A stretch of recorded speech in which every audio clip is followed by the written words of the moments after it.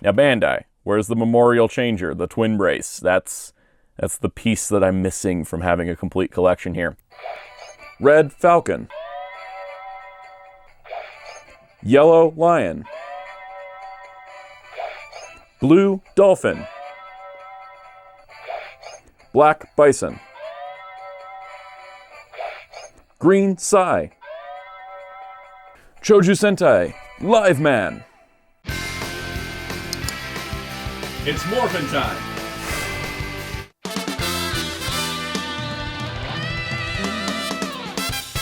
Hello, this is Soundout here, and on today's video, we're taking a look at the Memorial Edition Twin Brace from Choju Sentai Liveman, my all-time favorite Sentai series. Because even if this was made and released years before I was born, and many decades before I even found out about the show itself, this is the Sentai show where I love the characters, the story, the setting, the aesthetics, the music, everything about it is my absolute top-tier favorite Sentai show. Untouched by any sense. And I've watched a lot of Sentai since, and I'm always like, maybe this one will be the one to dethrone Liveman. I don't think anything will. I don't think anything will at this point, because I just love the way the characters and the story and everything came together for this show. It's not a perfect show, but I also feel like, you know, coming out in 1988, it sort of set the stage for all the modern Sentai shows we'd see from there on out. It introduced a lot of things that would become staples of the franchise, and so it's a trend center in that way as well. Now, Liveman, I think, is an incredible show, and if you haven't seen it, I really recommend checking it out if you can, because I just enjoy it so much.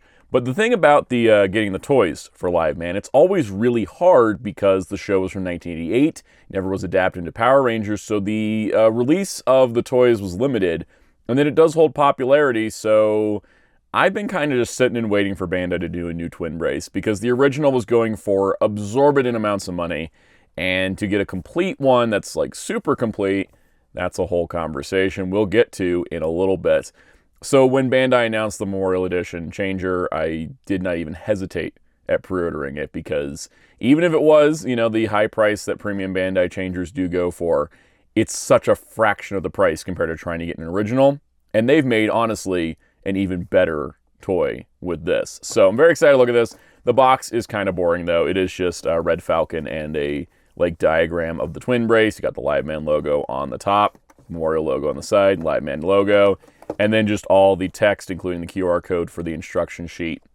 Interestingly, this does take 2 AAAs and 1 CR2302 watch battery to function, and I'll explain why, as well as go over all of the features. For me as well, I've got to say this is a very full circle moment, because I feel that my Sentai collection is complete with this item, and everything else from here on out is just extra. So I'll talk about that at the end, but let's go through all the features of the Memorial Edition Twin Brace. And if you like these videos, be sure to hit the like button, hit subscribe and the notification bell so you don't miss out on future uploads, and hit the hype button if it's down there and available to you. Let's begin. So here is the Twin Brace, and like its name implies, is 2 wrist-worn devices.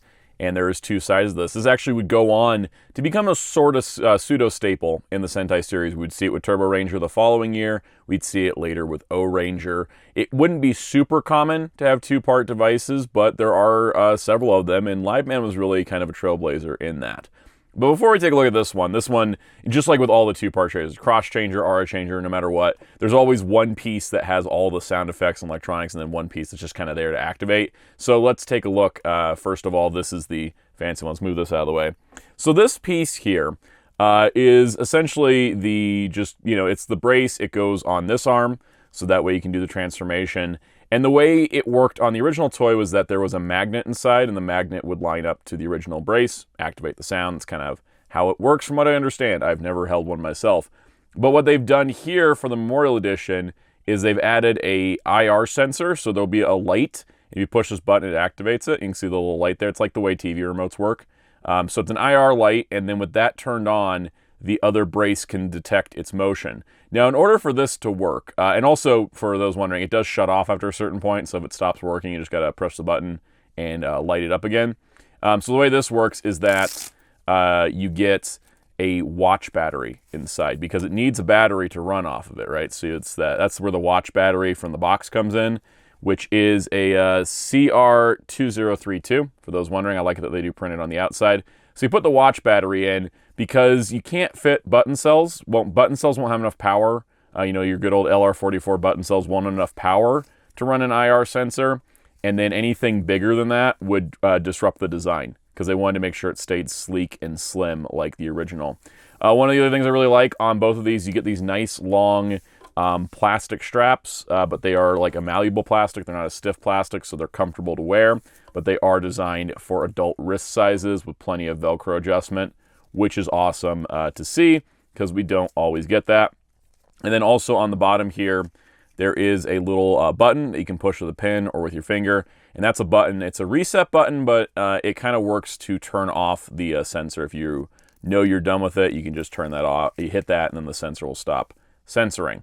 Now, the other cool part is that the main detail of this is that you get these little chips that go in here to represent each of the Liveman. So, of course, you got Red Falcon, first of all, and these are plastic now. I believe the originals were cardboard, but these are just flat plastic pieces, but it's got like Red Falcon's logo. You've got my favorite Sentai Ranger of all time, Yellow Lion there, looking really nice. These slide in super easy. It is a nice upgrade over the original design. There's Blue Dolphin. Now, the biggest thing for me as a collector, aesthetically, not including features, is the fact that it includes Black Bison, which is the guy there.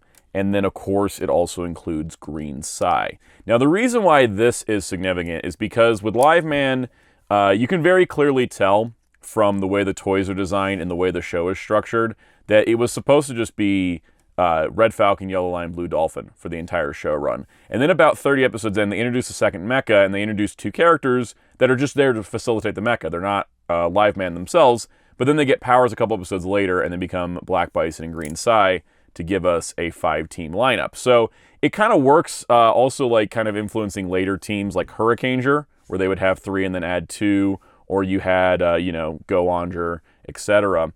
It's kind of a common thing in Sentai to sometimes start with 3 and then add 2 later. But with Liveman, it wasn't really the intention. And so because of that, the original toy only contained the actual emblems for red, blue, and yellow. And if you wanted green and black, there's some conflicting reports. Some say it's a magazine giveaway, but from what I understand, there was a magazine ad that said if you wanted black and green, you'd call Bandai customer service and they mail them to you. So that means the original deluxe toys, green and black emblems, go for insane amounts of money for legitimate copies. I've seen them go up to like $1,400 for 2 pieces of cardboard, which is nuts, but they weren't a full product, so there wasn't that many out there. So for this to include all 5 makes me very happy. And of course, I'm probably going to leave Yellow Lion as the one on here just because he is my favorite. But we're going to switch to Red Falcon for our demo of the other side where the electronics really kick into place. Just as a side note, I'm just sitting here like working on the review, and I still can't believe I have one of these. I've wanted a twin brace for so long, and this memorial one is just so nice. But let's get into the details here.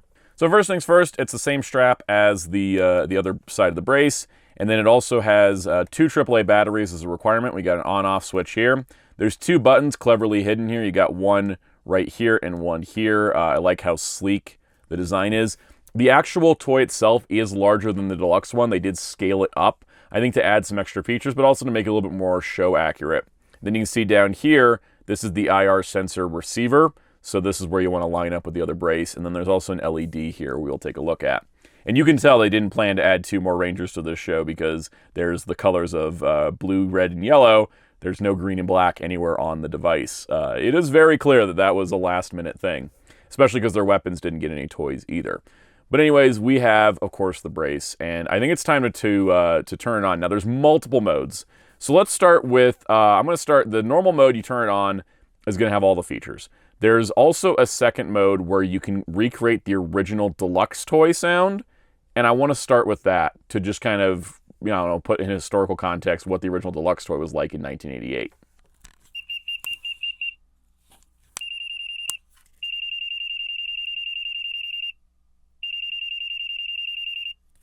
So that was it. It was just a beep sound with a little red light, and that was all the original toy did. And I like that you can hold the button down to do it, or you can use the IR sensor, which, of course, I'm going to go into more detail now.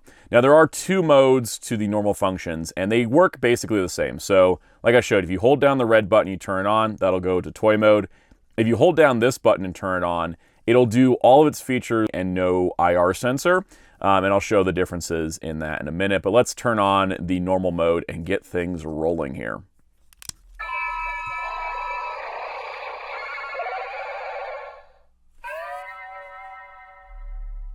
So as you see, the white light shines through. It is super bright. My studio lights are diffusing it quite a bit, but it is very bright, especially in darkness. I wouldn't look directly at it.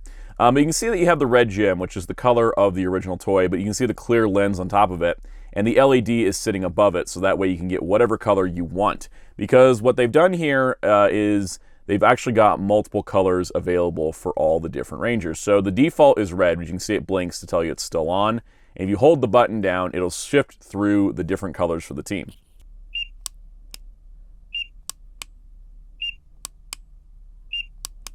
So that's a pretty cool feature. This is, unlike some other Memorial Editions, it doesn't have any voice lines because of the age of the show and everything. And I'm okay with that because I think they've added some really neat features, and it also kind of probably keeps the price down.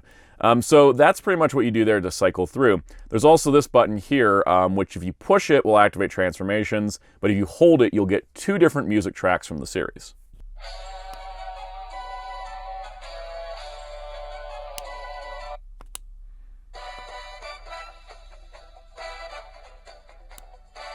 It's got the theme song, it's got the roll call music. It would have been nice to maybe get some other tracks in there, but I do like that we got those, because it gives you a good basis.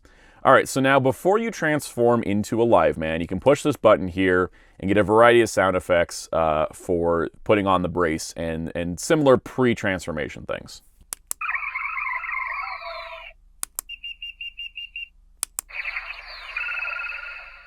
So that's pretty awesome. Now in the show, there were multiple versions of the transformation.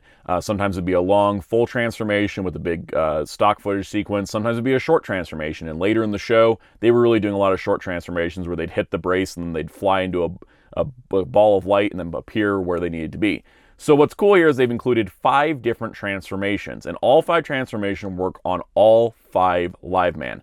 So what I'm going to do is I'm going to show you each of them on a different color. So I'll do, red, yellow, blue, black, green, and I'll do a different transformation for each. And what you do to start the transformation is you press this button here. Then you want to make sure this is turned on, line this up, and it'll do the transformation for each Liveman. And then each time you push this button, it'll cycle to the next one. And that's basically what we're going to do. But I'm also going to cycle the colors so you can see each Liveman's transformation.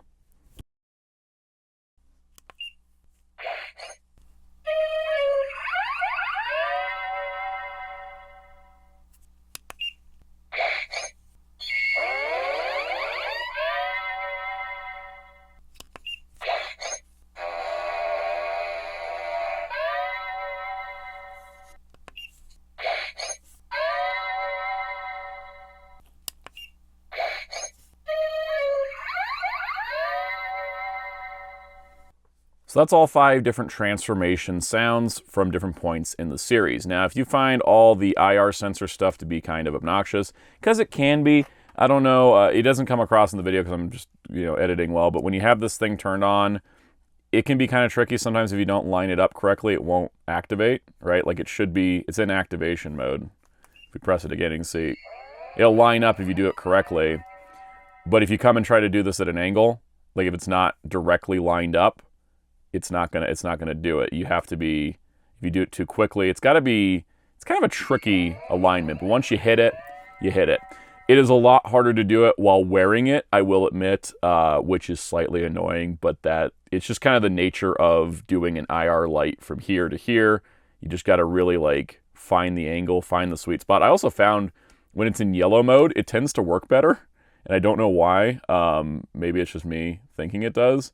But if you don't have these things lined up quite exactly right, you gotta have it really, you gotta make sure both things are turned on, and then you can line it up, and it seems to work. And you could just kind of, we gotta wait for that like extra sound of it moving, and then it can kind of come in and, well, I thought it would. It's really tricky. It's really tricky to line it up. Once you find that sweet spot and it becomes muscle memory, it's gonna work fine, but it is a little tricky.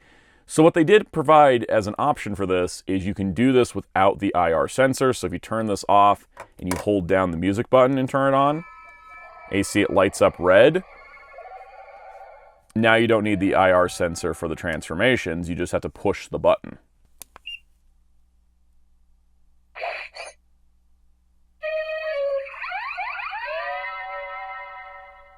And there's no motion sensor required or anything, you just push the button and do the pose in time and it'll do the sounds for you, which I think is also a good option, because I think when you're playing with it like this, like, yeah, you can line up the IR sensor the way you want to and stuff like that. But when you're wearing it on your wrists, I do find it is tricky to get it to line up perfectly. So I think it's like, you know, practice your pose, use the IR off mode, and you'll probably have a little bit of an easier time, especially if you're like filming a video, like say me for the intro of this one.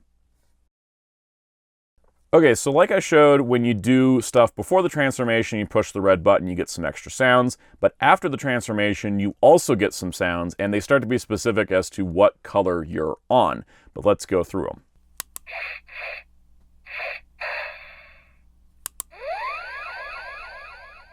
The first two are the same for everybody. It is just a roll call sound, like the swooshing, and then the jump sound effect. The third one is going to be the weapon, and it changes per ranger.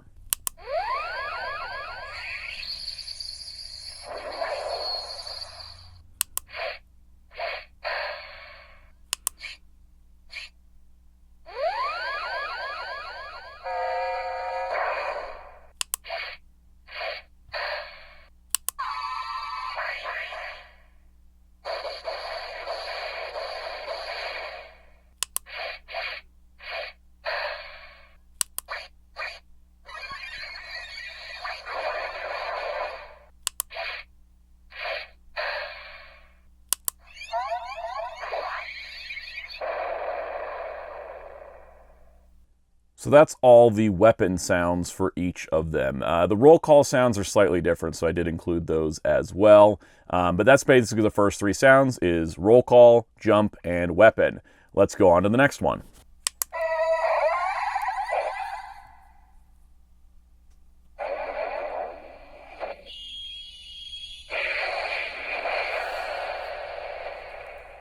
So that sound was for the triple gadget, which is the combination of red, blue, and yellow's weapons.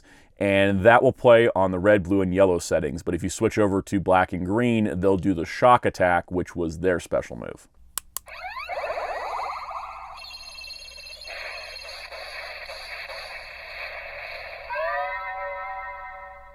The next sound is the iconic Biomotion Buster, their big final cannon, and this will play on all 5 Rangers' sounds.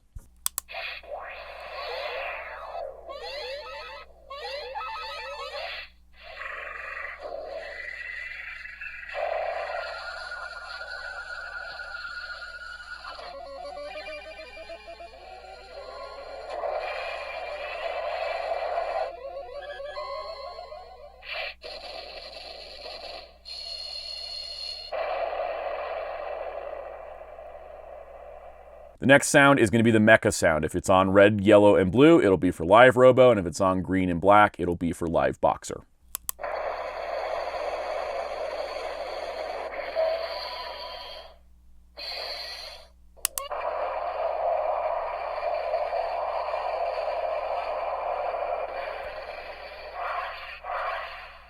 And then the last couple sounds will sound familiar, including a detransformation sound. And when you get the detransformation sound, it will start the sound effects completely over back to that mode before you transform. So you have to transform to get the later ones. So there's one more batch of sounds that I think is really, really cool in this, which is you're going to hold down the red button and the music button. You hold them down together, it'll play a short bit of music, and then after you hit the button again, use the IR sensor, or if you're in the IR off mode, just let it play. This will allow you to hear all of the roll call poses as well as the music as it appeared in the series. Now, you don't have voice lines, of course, but it is a good replica of the roll call experience, which is a good feature for Sentai Changers. Now, it does only do, from what I can tell, it only does the complete team with all 5, not just the one with all 3. But let's take a look at the BGM mode.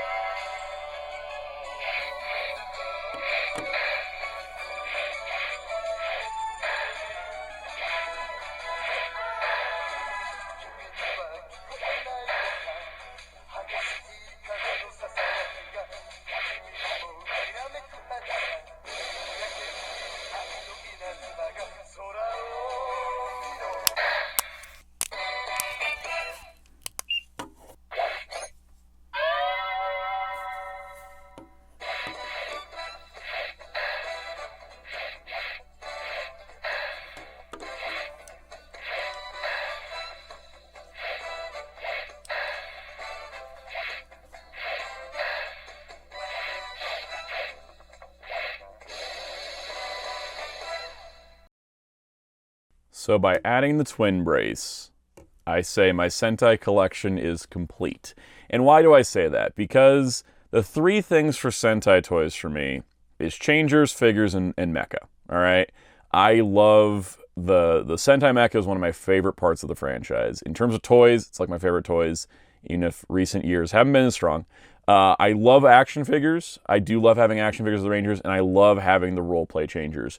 And so for me, to have the changers, the figures, and the mecha for my favorite Sentai, even if they're not the original versions, but they are modern toys of them, this to me caps off Sentai, right? Like, I will still get Sentai stuff. I still have a bunch of Memorial changers on the way, which, you know, I'll do videos on, so stay tuned.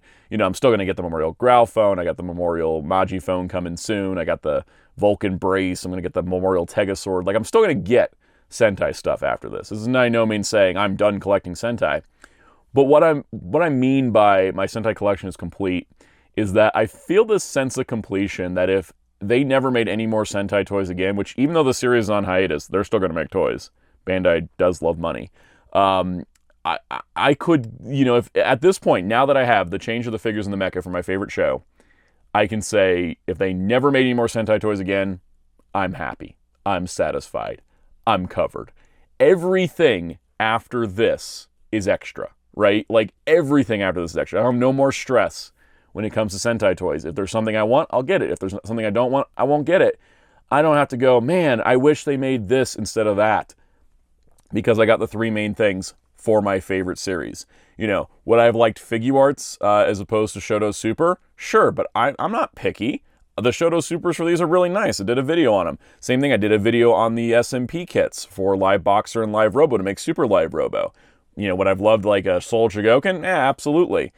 But sometimes you don't need the best thing when it's the thing you love and you can just get a thing. And for me, yeah, if they went and made Figuarts of Liveman, if they went and made a Soul Chogokin Super Live Robo, I'd be all over it, of course. I'd be there day one. But looking at this collection, this little section of the overall Sentai display, it's just going to make me happy forever because I got the changer, I got the figures, and I got the mecha.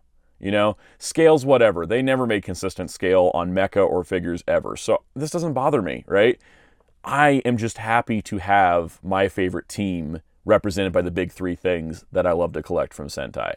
And I know that's not the case for everybody's favorite teams, and I wish it was. I feel like everybody should have a cool Memorial Changer, a nice SMP kit, and a nice set of Shoto Super. Bandai doesn't always deliver on those categories. I also have other things. I have little bonuses. I have the Girls in Uniform Megumi figure. I've got the Girls in Uniform Colon figure. You know, I've got the Red Falcon Ranger key because the rest of the Liveman team are in like crazy rare Gashapon sets. I've got the Avataro gear. And of course, because everybody knows I love the Sentai gears, I do have the Sentai gear. Probably need to track down the Gozuger ring for Liveman. You know, a little extra stuff. Like, there's still, even within the world of Liveman, there's still stuff I could still get. But for me, it's all extra, right? The changer, the figures, the mecha. Those are my top three things for Sentai. And I've completed it for my favorite team. And it's such a sense of satisfaction that was only possible because Bandai made a new changer. Because, my God, the price on the aftermarket for the old one. So, overall, how do I feel about the Memorial Twin Brace as a toy reviewer, as someone doing video and talking critically about the release? Well, okay, obviously I have a massive amount of bias. Obviously, I have a ton of sentimentality connected to getting a twin brace. It's a holy grail item that's finally fulfilled. Obviously, I'm going to love it. I absolutely love it. I will say, from a product standpoint, it also is pretty good. We're going in this direction with the Memorial devices where they're starting not to do like, oh, here's 300 voice lines, but instead they're like, we kind of kept the prices a little lower. They're still, you know, not amazing. I mean, this thing still retailed, I think, for like 16,000 yen or something. So, you know, the prices still are kind of high, but it's just the nature of these devices. In this case, it was because it was a brand new mold. This wasn't reusing the deluxe mold from the old days. So it is a brand new mold. But the thing is, as a product, I think for the price, you know, in terms of the price to value for a premium Bandai item, it does track. I think it works. Would it have been nice to include voice lines and some more music? Yes. But for me, that's the extra voice lines don't do anything for me since I don't speak Japanese. So that may be a different perspective from a Japanese reviewer who does understand, or a Japanese speaker, I should say, who doesn't understand the lines. I just don't. So it doesn't bother me too much. I do think having the music, having the sound effects is great. I think having the multiple colors is awesome.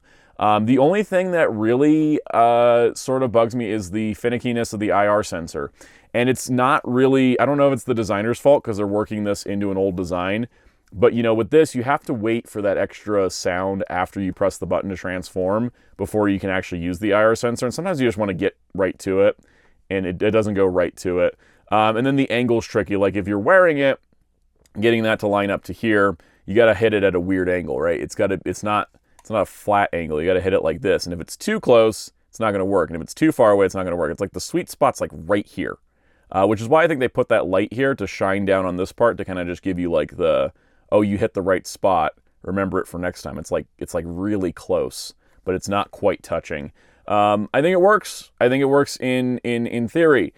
In practice, it can be a little tricky and a little finicky. I think if you're just playing around with it, maybe just switch the IR sensor off and just do the pose without it and just time it to the sound. The option's yours, but I'm glad they gave us choice there. We have seen Bandai implement things that are experimental in some ways and then not giving you the choice to turn it off or remove it, and then you're kind of like, oh wow, we stuck with this thing and it didn't work. I think this works.